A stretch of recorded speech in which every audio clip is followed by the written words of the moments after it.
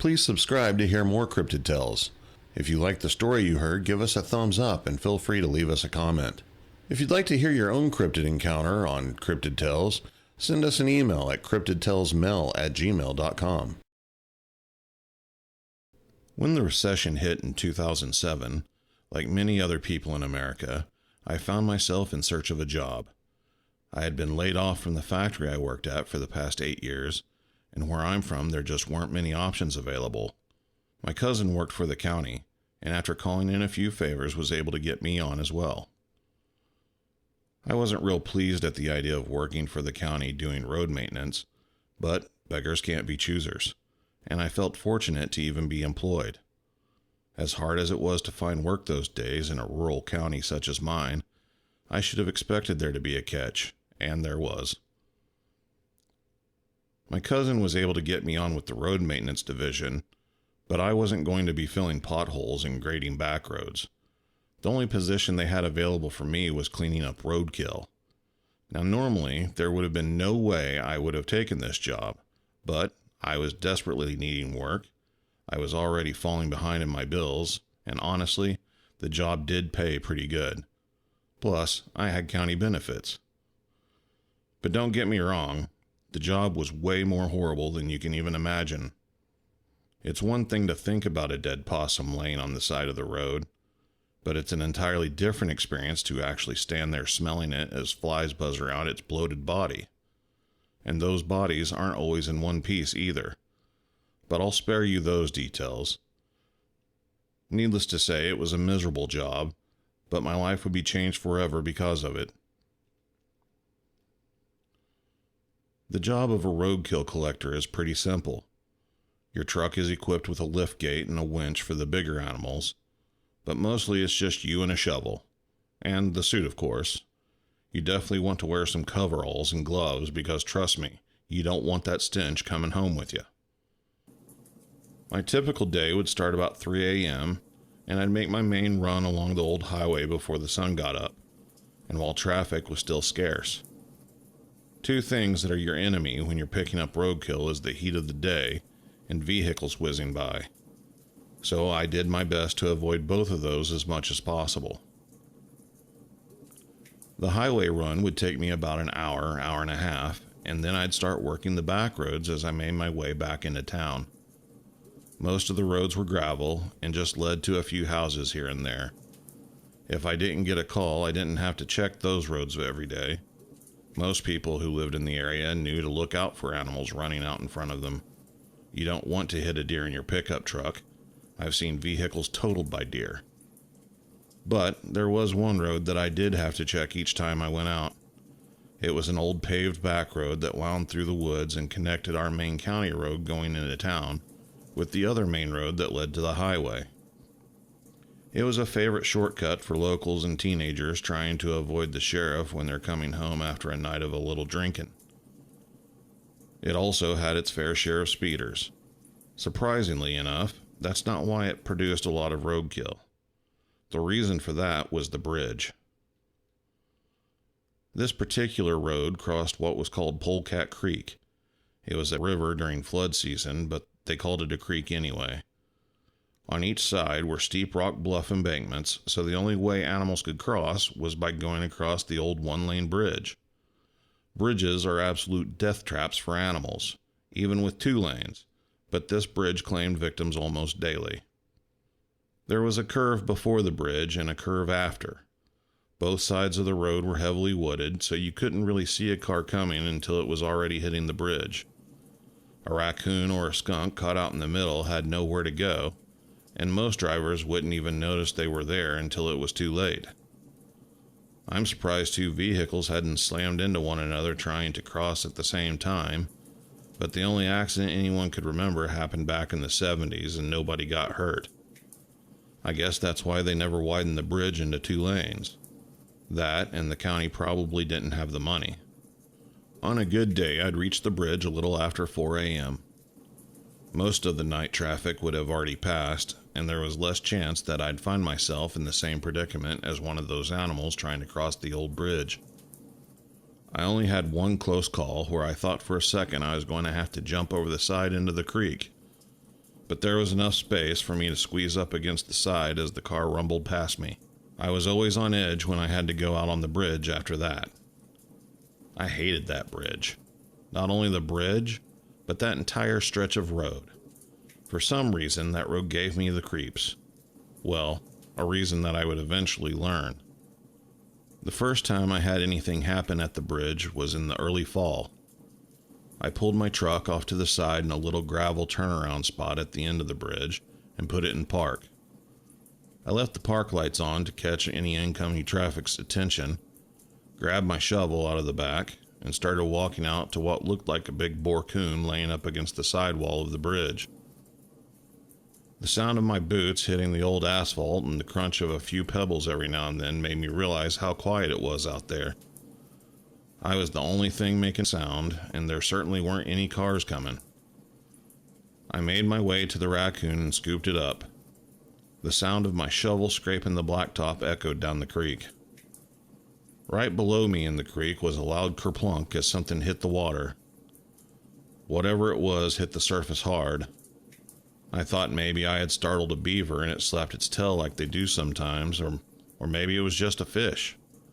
That's when it happened again, right near the same spot. I looked over the side and could see the ripples disappear into the darkness. I started making my way back towards the truck.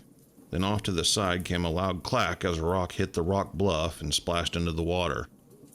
What the heck was going on? I yelled, "Hey!" and froze still, listening. I don't know if I expected to hear someone yell back or what, but there was nothing, only the sound of my own breathing. As I approached the truck, I remember thinking how it smelled especially bad that day. For some reason, I hadn't noticed it until then, but there was a really strong and foul odor that I couldn't quite place. Of course, I assumed it was the pile of dead animals in the back, but looking back, I'm not so sure. I threw the coon in the back, secured my shovel, and walked around to the driver's side door. The hair on the back of my neck stood straight up. I felt like I was being watched, and whatever it was about to jump out and grab me. I jumped in the cab and locked the doors. All I could think about was getting out of there, away from that bridge, as fast as I could. A couple of weeks went by and nothing else happened. I did, however, add one of those big maglite flashlights to my arsenal and carried it in my belt when I'd go out on the bridge. If someone was going to be throwing rocks at me, I at least wanted to be able to see who they were. I didn't know if it was because of less traffic or if it was the animals getting smarter, but I started noticing that it was no longer an everyday occurrence that an animal would wind up dead on that bridge. In fact, sometimes there would be several days and I wouldn't find anything. Maybe they had figured out a new way to get across. But the bridge would still manage to get one from time to time. One morning I pulled up and there was the all too familiar body laying out on the far side of the bridge. There's no mistaking that black hair and white stripe, even at that distance. I grabbed the shovel and started my trek across the bridge. I was almost to the other side by the time I got to the skunk. Thankfully, it was in fairly good shape, for being hit by a car at least. I scooped it up and started back across the bridge. I had only walked a few yards when I could see I forgot to leave my park lights on. I thought to myself, I sure hope I get back to the truck before a vehicle comes, or someone might be scooping me up with a shovel. I still had a long ways to go, and you can't exactly run while carrying a dead skunk and a shovel. I stopped to listen for the sound of any cars that might be coming. I didn't hear any motors or the sound of tires singing on the pavement, but I did hear something familiar. It was the sound of something hitting the bed of the truck, like when you bump up against it as you throw something in the back. I stared towards the truck, but I couldn't really see anything, but I could definitely hear it. I set the skunk and the shovel down on the bridge, keeping my eyes towards the truck. I took a look behind me, I'm not sure why. Maybe the nervousness that was starting to creep over me, or maybe hoping to see the illumination of an approaching set of headlights. But there was nothing. I slid the mag light out of my belt, aimed it towards the truck, and clicked it on. At first I didn't see anything, but the sounds I was hearing completely stopped. I shined the light towards the bed of the truck on the passenger side. Nothing was there. I started walking over towards the other side of the bridge to get a better angle so I could see on the driver's side of the truck bed. That's when I saw its eyes. As I panned the flashlight over, the first thing I saw were the eyes. They were glowing reddish orange in the edge of the light, but I couldn't get a good enough angle to put the light on whatever it was. What was it? That's when I realized that the eyes were about a foot higher than the top of the truck cab. I didn't take another step. I stood frozen in place and would have probably stopped breathing if I hadn't reminded myself to do it. The eyes blinked a couple of times, disappeared, came back, and then disappeared again. I could hear the sound of sticks and leaves breaking under the weight of this thing's steps as it slowly retreated back towards the tree line. Before I could feel any type of relief about this thing being gone, the footsteps stopped. There was that quiet again. The heavy quiet that makes you feel like your ears are going to pop. Then I heard the footsteps as the thing started walking back towards the truck. I could see the eyes again as they glided above the cab of the truck like two dimly lit embers. But they didn't stay in the safety of the darkness this time. I watched in my fear-frozen state as this thing walked directly into the light of the flashlight and towards the back of the truck. I could see its massive shoulder with its head just poking out above it. The thing had huge upper arm muscles that you could see flecks underneath the dark black hair that covered its body. This thing could put a bodybuilder to shame. Its back had to have been at least 3 feet wide between the shoulders, and I could see the top of the creature's hip above the bed of the truck. The thing turned, putting a huge hand on the top of the tailgate. I could hear the sounds of its massive fingers gripping down on the truck. Then it looked right towards me. It seemed to wince at the light and shook its head in what seemed like anger. I dropped the light beam down a bit to where it wasn't shining directly in its face. The last thing I wanted to do was make it angry. We stood there staring at one another for what seemed like forever. I could see the steam floating away from its body in the cold night air, and its gigantic shoulders and chest lifted up and down as it took deep breaths.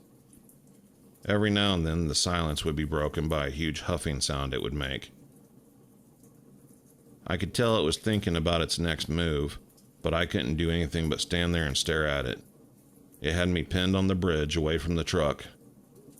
All I could do was wait it out and pray that it didn't decide to come after me. I felt completely helpless and absolutely terrified. I remember thinking to myself that I was going to be killed by what was surely a Bigfoot and nobody would even know it. After what must have been several minutes, the Bigfoot seemed to become more agitated. It started rocking from side to side on its feet. I thought it was sizing me up, but I don't know anyone or anything that this creature would be afraid of or intimidated by. It stared directly at me, right into my eyes, and slowly reached into the bed of the truck with its other hand. The truck squeaked and rocked forward as this thing leaned over the back.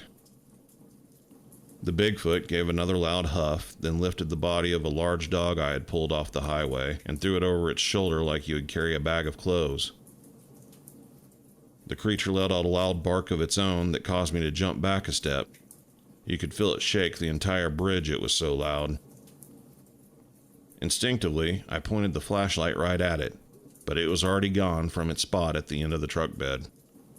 I jerked the flashlight towards the trees, but only caught a glimpse of it as it stepped into the tree line. I was shocked by how fast this giant was able to move. I could hear the limbs and brush popping as it made its way through the woods. I kept my flashlight pointed towards the tree line and waited until I could no longer hear the thing. Once it was safe, I ran for the truck. I left the shovel and the dead skunk on the bridge. I didn't care. As I got to the truck, I could smell that same odor I had smelled before when the rocks had been thrown. I jumped in the cab, locking the doors again like I had before. I knew it wouldn't matter if this thing came back and attacked me, but I didn't care. All I cared about was putting as much distance between myself and that bridge as I could. I quit the county that morning.